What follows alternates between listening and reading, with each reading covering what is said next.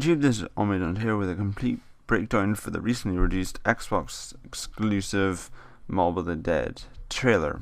So I'm going to be going through every scene that featured gameplay and just analysing what it means, what it's telling us, and all that kind of stuff. So first scene here, it's from the very intro part of it itself, and we can see the new weapon, the Tomahawk. It's been thrown and it's slicing through multiple zombies. So this isn't like it is in multiplayer where you throw it, it hits someone, it kills them. No, this is going to be a multiple zombie killing weapon, so it looks like a pretty good secondary grenade. Now here we're going to be looking at the new HUD design. It isn't the traditional zombies one, it's a brand new one, and it looks pretty good. There's an afterlife meter up there telling you how many times you can go into the afterlife as well. Also, all the player scores. Next to your one, it shows your character's name, which is interesting. I guess people would have trouble knowing which one they were because they're all male. You know, they're all roughly the same kind of mob character, so maybe they're put in there to help people tell who they are.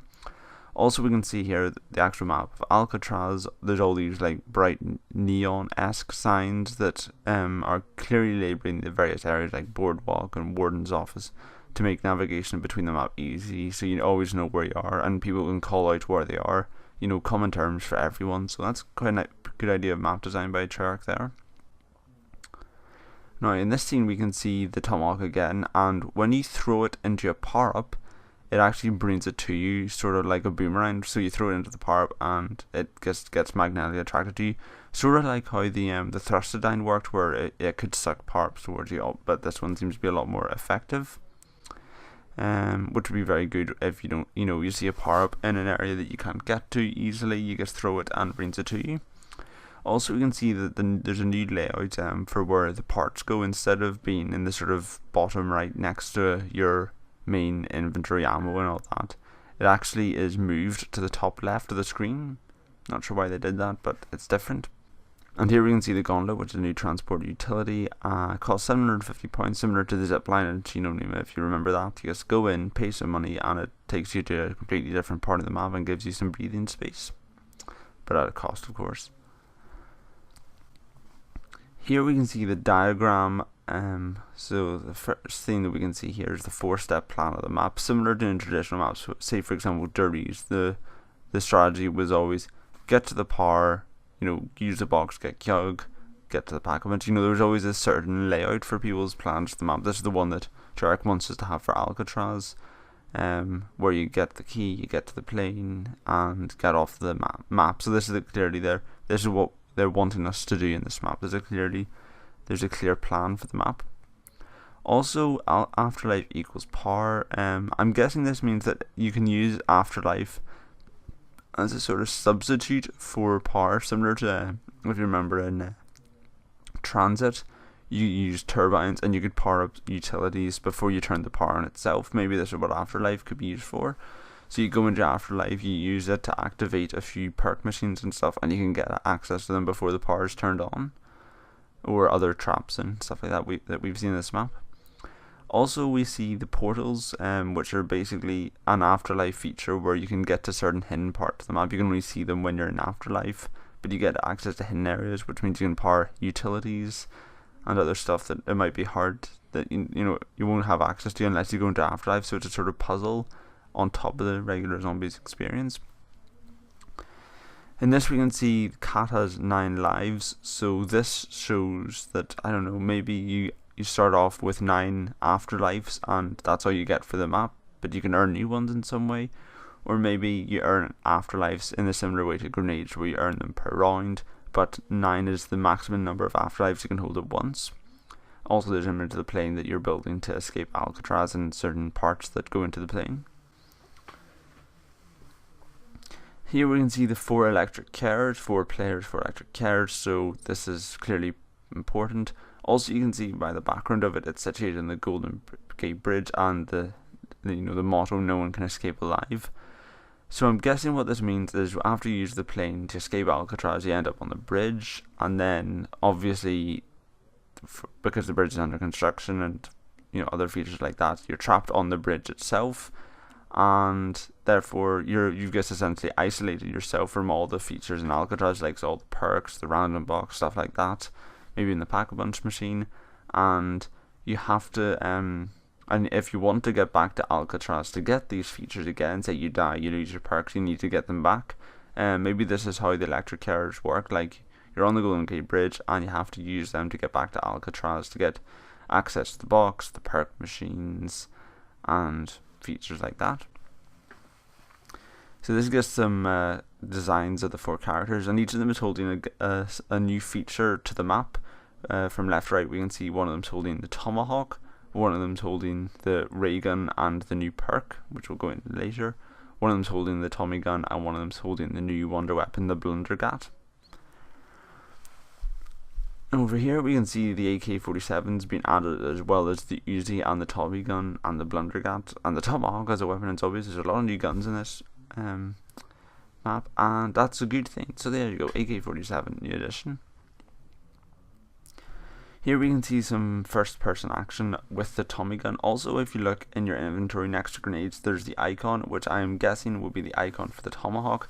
So it takes up your tactical slot and acts as a secondary grenade. So here we can see the demon or the hellhound looking thing eating the zombies. So it doesn't seem, I'm not sure if it's on your side or not, but it's eating the zombies, which it would indicate it's on your side. But how would this work? Like if you work for it, maybe you lead zombies into its area, it'll eat them for you. It's like a trap, like it comes out to help you. Or maybe if you kill them near it, it feeds, you feed them to them, so it's like an incentive to kill zombies in that area. So maybe they're not in the most strategic area to stay alive, but they'll reward you for killing zombies next to them, similar to the MPD on Moon.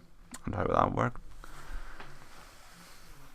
Now here's some images of what Purgatory mode looks like. Icon at the bottom, so much time you have left. That's quite good, because in Who's Who you didn't know how much time you had left. In Purgatory, looks like you will have that option.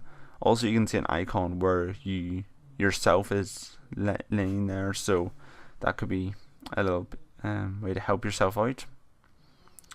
Also in Purgatory we can see that you can use Purgatory mode to attack zombies, possibly saving teammates. Like if they're getting swarmed, you can use Purgatory to save them, or maybe if they're coming in to help you out or revive, you can just blast the area around yourself to clear the area, so when you pick yourself back up you have a bit of breathing space.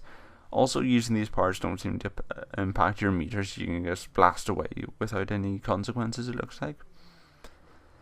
So here's some of the hidden portals that were mentioned earlier in the images. Visible only in Afterlife. You go into secret areas to help you out. For example, here there's a hidden power source which might power a trap or a perk, but probably a trap. Here we can see 2 of the traps in Alcatraz. The acid trap, which is sort of like showers rigged to spray acid down at the zombies and kill them, and the fan trap, which is 2 fans which shred the zombies. Both cost £1,000 to use and function similar to the traps we've seen before. Cost points to use, but they're always an insta-kill. So here we can see the basic form of the new wonder weapon in Alcatraz, the blundergat. This is the first form of it. Basically, it's a quad-barrel shotgun, but it fires all of its 4 shots at once.